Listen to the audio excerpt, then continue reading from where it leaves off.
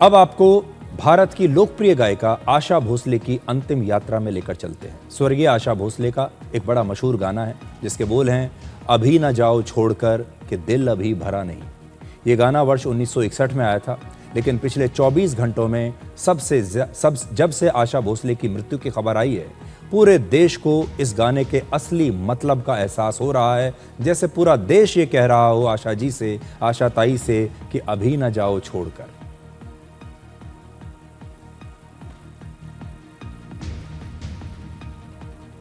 जैसा कि आप जानते हैं, आशा भोसले का निधन 12 अप्रैल को 92 वर्ष की उम्र में हुआ। तिरंगे में लिपटा उनका पार्थिव शरीर अंतिम दर्शनों के लिए मुंबई में आज उनके घर पर रखा गया। आज शाम 4 बजे मुंबई के शिवाजी पार्क में पूरे राजकीय सम्मान के साथ उनका अंतिम संस्कार कर दिया गया। भारतीय संगीत के स्वर्णिम अध्याय में आशा भोसले के इस युग को आप आशा युग कह सकते हैं और अब इस आशा युग का अंत हो गया है।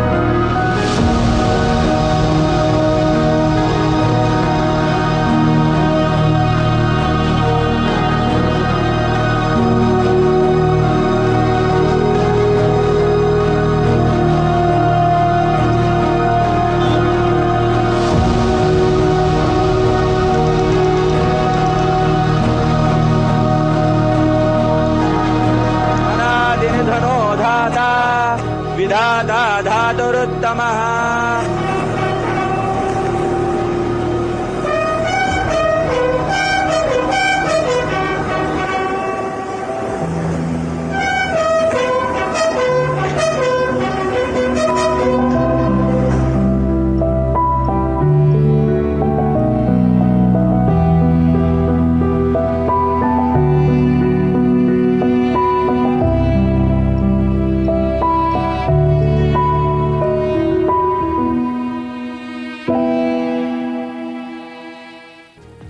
आशा भोसले सिर्फ गाती नहीं थी, वो हर गीत को जीती थी, उसमें जान डाल देती थी। आज करोड़ों संगीत प्रेमियों की तरह आपका दिल भी थोड़ा उदास और मायूस होगा। शायद आपको भी ऐसा लग रहा होगा कि आपके दिल का एक कोना आज सूना हो गया है, जहां कभी सिर्फ आशा भोसले की आवाज गूंजा करती थी। चाहे खुशी का मौका हो या गम में डूबा हुआ दिल, दर्द हो या मस्ती भरी शाम, आशा भोसले ने भजन से लेकर भांगड़ा तक हर भावना को अपनी आवाज से एक नई आत्मा दी। अपने 80 साल के संगीत के सफर में उन्होंने 20 से ज्यादा भाषाओं में लगभग 12,000 गाने गाए। उन्होंने हर पीढ़ी को हर दौर में गुनगुनाने के लिए एक नई धुन दी। आपने भी जिंदगी में कभी ना कभी उनका कोई ना कोई गीत जरूर गुनगुनाया होगा। वर्ष 2008 में उन्हें देश के दूसरे सबसे बड़े नागरिक सम्मान पद्म विभूषण से सम्मानित किया गया। आज भले ही संगीत में आशा युग का अंत हो चुका हो, लेकिन उनकी आवाज हर दौर में और हर दिल में हमेशा गूंजती रहेगी। हमारी जिंदगी में इतना मधुर संगीत घोलने के लिए ये देश आशा जी का हमेशा आभारी रहेगा। अगर आज हम आपसे एक सवाल पूछें कि आपको आशा भोसले का कौन सा गाना सबसे ज्यादा पसंद है, तो यकीन मानिए आप में से ज्यादातर लोगों के लिए ये आसान नहीं होगा बताना, क्योंकि उन्होंने गानों की इतनी वैरायटी दी कि सिर्फ एक शानदार गाने का नाम आपके दिमाग में आएगा नहीं अगर एक गाना कोई आपसे पूछा जाए तो। बड़ी मुश्किल चॉइस है। आशा भोसले का यही वर्सेटाइल सिंगिंग का स्टाइल उन्हें समय और पीढ़ियों से पार ले जाता है। उन्होंने अपनी आवाज के दम पर फीमेल प्लेबैक सिंगिंग की परिभाषा बदल दी। वैसे तो उन्होंने सिर्फ 10 वर्ष की उम्र में गाना शुरू कर दिया था। उन्होंने अपना पहला गाना वर्ष 1943 में एक मराठी फिल्म आई थी माझा बाल, उसमें गाया था। और वर्ष 1948 में एक फिल्म आई थी जिसका नाम था सावन आया।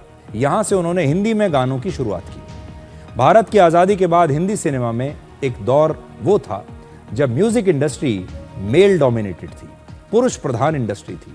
गाने और म्यूजिक में सिर्फ पुरुषों का दबदबा था, लेकिन आशा भोसले ने अपनी आवाज से यह साबित किया कि कोई भी गाना एक सशक्त महिला की आवाज के बगैर अधूरा है।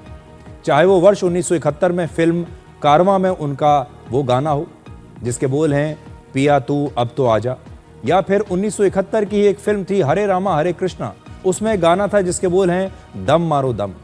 उस जमाने में किसी और महिला प्लेबैक सिंगर ने इस तरह के गाने नहीं गाए, क्योंकि ये गाने उस जमाने में बड़े बोल्ड माने जाते थे। लेकिन आशा भोसले ने इन गानों ने प्लेबैक सिंगिंग में पुरुषों का जो वर्चस्व है हमेशा हमेशा के लिए उन्होंने खत्म कर दिया, और किशोर कुमार, मुकेश और मोहम्मद रफी जैसे दिग्गज गायकों के बीच आशा भोसले ने अपनी एक अलग और मजबूत पहचान बनाई। आशा भोसले संगीत की पूरी वर्णमाला थी और सुरों का पूरा व्याकरण उनकी आवाज में बसता था। उन्होंने क्लासिकल से लेकर कैबरे तक, रोमांटिक से लेकर गजल तक हर शैली में अपनी छाप छोड़ी, और आज इसी संगीत को आशा स्टाइल कहते हैं। आज भी आशा स्टाइल गानों में सुपरहिट है। इसका सबसे बड़ा सबूत यह है कि फिल्म धुरंधर में उनका एक गाना 55 साल के बाद आशा भोसले के सुपरहिट गाने पिया तू अब तो आजा, इस गाने को फिल्म धुरंधर में रिक्रिएट किया गया, और आज जेन जी के बीच इस गाने का रीमिक्स भी सुपरहिट हो रहा है। इसलिए आप आशा भोसले को नए भारत का साउंड ट्रैक भी कह सकते हैं। आशा भोसले की सबसे बड़ी चुनौती थी अपनी बड़ी बहन लता मंगेशकर के साए से निकलकर अपनी एक अलग पहचान बनाना, जो बहुत मुश्किल काम था। वैसे तो आशा भोसले लता मंगेशकर से सिर्फ 4 साल छोटी थी, लेकिन दोनों बहनों के बीच सफलता का अंतर काफी बड़ा था। लता मंगेशकर की आवाज हिंदी फिल्मों में बड़ी बड़ी हीरोइंस की पहचान बन चुकी थी। ऐसे में आशा भोसले के लिए फिल्मों में मौका मिलना आसान नहीं था, क्योंकि दोनों की आवाज में समानता थी, एक जैसी आवाज थी। आशा भोसले ये नहीं चाहती थी कि उनकी तुलना हमेशा उनकी बड़ी बहन से की जाए, इसलिए उन्होंने एक बड़ा फैसला लिया और उन्होंने अपना एक अलग स्टाइल बनाया जो लता मंगेशकर से अलग था। आशा भोसले ने खुद कई बार कहा कि उन्होंने जानबूझकर अपना स्टाइल बदला, क्योंकि वो अपनी दीदी से मुकाबला नहीं कर सकती थी और उनसे मुकाबला नहीं करना चाहती थी। इसी वजह से उन्होंने इंडियन क्लासिकल के पारंपरिक रास्ते से हटकर वेस्टर्न, जैज, कैबरे और पॉप संगीत अपनाया और अपनी एक बिल्कुल अलग और नई पहचान बनाई। उन्होंने लता मंगेशकर के रास्ते पर चलने की बजाय अपना रास्ता खुद बनाया और प्लेबैक सिंगिंग में एक नई आवाज, एक नया अंदाज और एक नया एटीट्यूड उन्होंने जोड़ा। शुरुआत में आशा भोसले को अक्सर ऐसे गाने मिलते थे जिन्हें उस समय के बड़े बड़े गायक और गायिकाएं गाना पसंद नहीं करते थे, क्योंकि उस दौर में ऐसे गानों को बड़ा सस्ता माना जाता था। लेकिन आशा भोसले ने इन्हीं गानों को अपनी आवाज से हमेशा हमेशा के लिए अमर बना दिया। उस जमाने में खास तौर पर आशा भोसले और आर.डी. बर्मन संगीत की एक सुपरहिट जोड़ी माने जाते थे, और इस जोड़ी ने बहुत सारे सुपरहिट गाने दिए। ये जोड़ी सिर्फ गाने नहीं बनाती थी, बल्कि एहसास बनाती थी। कभी रोमांस, कभी शरारत, कभी दर्द, हर मूड को इस जोड़ी ने अपनी आवाज और अपनी धुनों में ढाल दिया। जब ये गाने आप सुनते थे इन दोनों के, तो आपको एक अलग अनुभव होता था। आज हम एक खास गाने का जिक्र करना चाहते हैं जिसे आर.डी. बर्मन ने कंपोज किया था। वर्ष 1987 में एक फिल्म आई थी, उसका नाम था इजाजत, और इस गाने के बोल हैं मेरा कुछ सामान तुम्हारे पास पड़ा है। यह मशहूर गाना हर उस व्यक्ति के मन को छूता है जिसने कभी न कभी रिश्तों को टूटते हुए देखा है, जो कभी किसी से बिछड़ा हो और जिसके पास आज भी कुछ अधूरी यादें बाकी हो। आज आशा जी हमसे बिछड़ गई हैं, आशा जी हमसे दूर तो चली गई हैं, लेकिन उनकी आवाज़ और उनका बहुत सारा सामान, यानी उनका बहुत सारा संगीत, उनकी बहुत सारे संगीत की विरासत आज भी हमारे पास है। इसलिए हम कह सकते हैं कि आशा जी अपना बहुत सारा सामान हमारे पास छोड़ गई है, और हम आशा जी का आज तहे दिल से पूरे देश की तरफ से शुक्रिया कहते हैं। अब देखिए, पाकिस्तान कैसा देश है।